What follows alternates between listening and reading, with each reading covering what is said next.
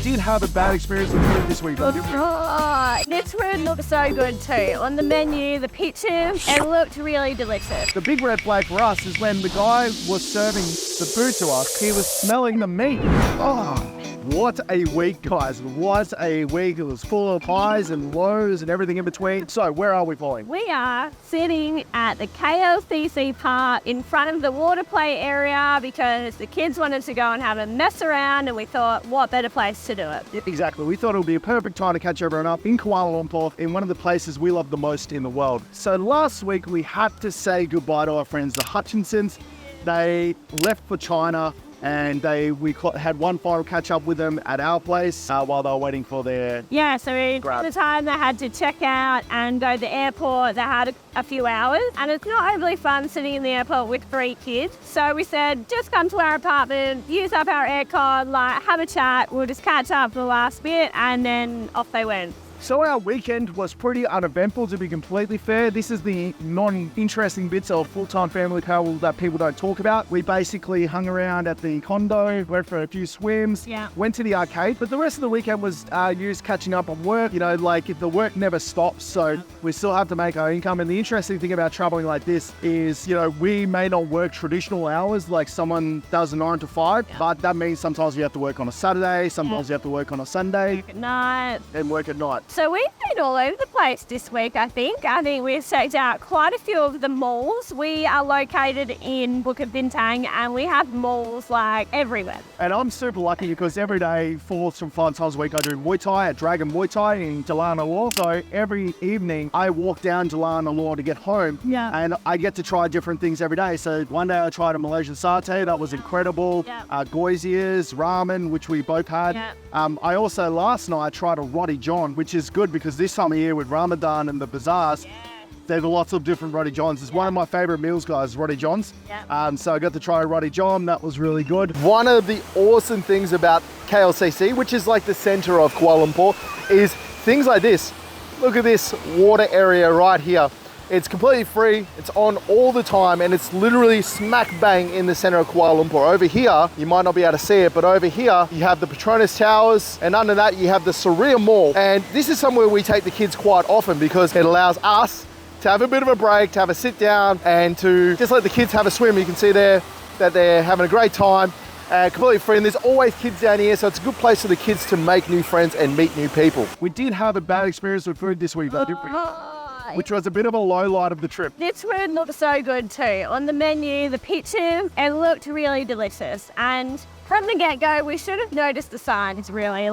The staff were a bit haphazard, kind of order or don't kind of thing. And then I ordered mine and Jimmy's, and then they waved at me and said, sorry, we don't have the chicken for yours. And I was like, oh, okay, I'll just have that one. So we ordered What was the meal again? Let's explain what the meal was. All right, so mine was oriental chicken and noodles. And yours was, I think it's like a meat dish. Borneo chicken with noodles. Mine was just like chicken mince and Like meat meringue with mince and egg and veggies. A very cheap meal, but it was inside a shopping mall too, which was interesting. But word of warning, guys, the big red flag for us is when the guy was serving the food to us, he was smelling the meat. I was like, that's not ideal. We should have said no. We should have just cancelled our order right there and then. We gave him the benefit of the doubt.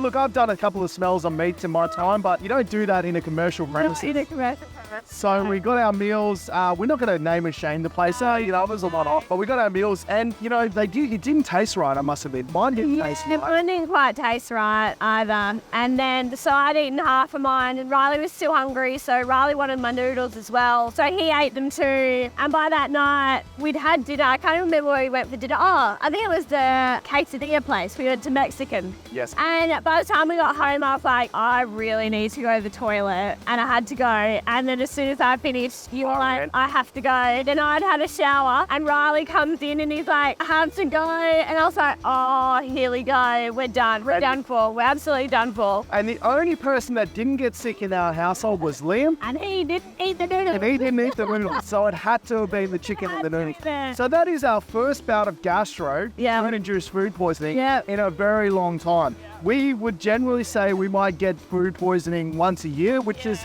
probably about the same, if not less, than Australia. What we found is that we try and eat in places that are busy. That should have been another red flag. There was like no one eating at this place. Hey, there was people ordering. Oh, was it? There was people ordering. Maybe they just knew what to order. Maybe they knew But yeah, we don't generally get too sick because we are very careful about where we eat. And this was inside a mall as well, so you think the standards will be a bit better. So we ate, we put up with about 24 to 48 hours of gastro. It wasn't pleasant.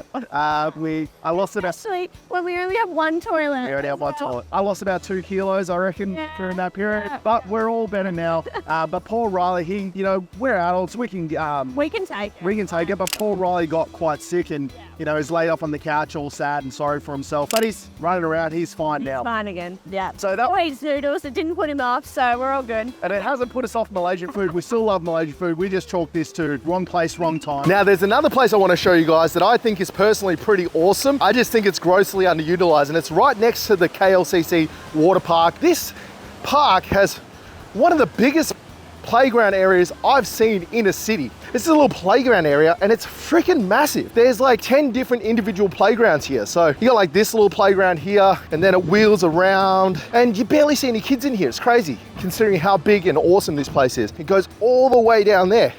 It'd be like 10 or 15 different playgrounds plonked into one spot. So if you want to take a day with the kids, bring them down here. For those who are watching who've maybe never been to Kuala Lumpur, it's quite modern here. This is very Singapore-esque in look and view and feel. There's little emergency boxes here, so if you get into trouble, you can just get in contact with someone. So you just press this button here and the camera turns on and they can help you out. It's got security cameras. Hello, camera. I don't know if it's gonna wave back at me. No, it looks like it's just running around. But if you're in KL, you definitely want to check this out because it surprised us how much is actually in this park. Yeah, let's talk about a bit how schooling went this week. So Pauline, how did schooling go this week?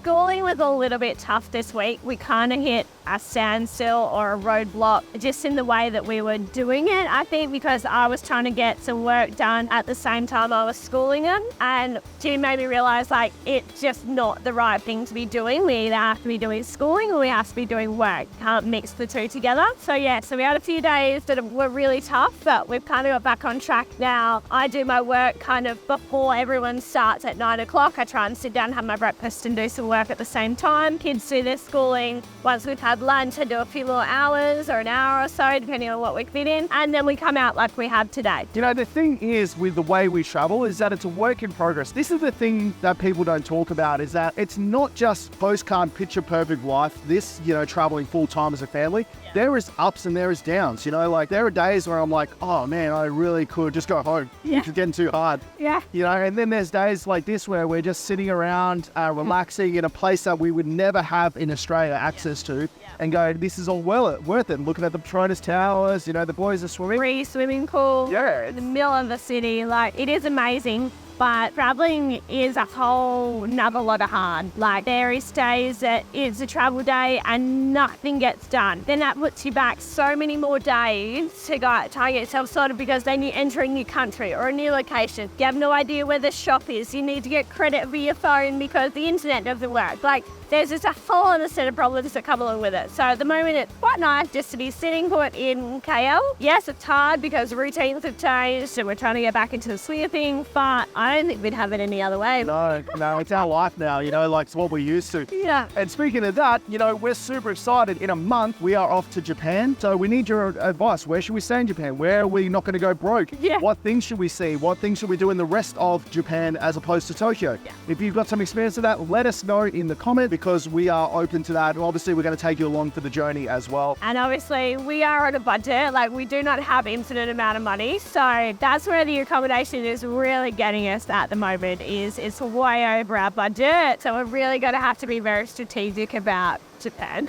Yeah, but that's how we roll. That's why we got this community. Yeah. And we want to take you along the way. Maybe some of you guys haven't seen the places we want to go to, and we can take you along for the journey with us. Perfect. But overall, what would you rate this week out of 10, Pauline? I think with the ups and the downs, I think we've evened it out at about a 7 out of 10. And just because when you've been going to Muay Thai at night time, I've decided to take the kids off to do something. Like one night we went and found a bookstore to go look at and we had some dinner. Last night we went to a mall and they found a soft play area in the mall. So we've just been trying to find things to do. So, you know, they're very, very good afternoons, and we had some lows in the morning. So I think it's evened itself out. I'm going to go closer to a 6 or a 5 or 6, mainly just because obviously the illness. The illness slowed us down.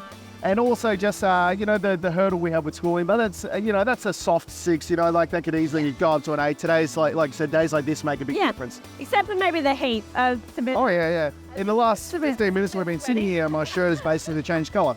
But I'm kind of used to it now. I'm a big guy. All right, so everyone, I'm Jimmy. And I'm Pauline. And we'll catch you all on the horizon.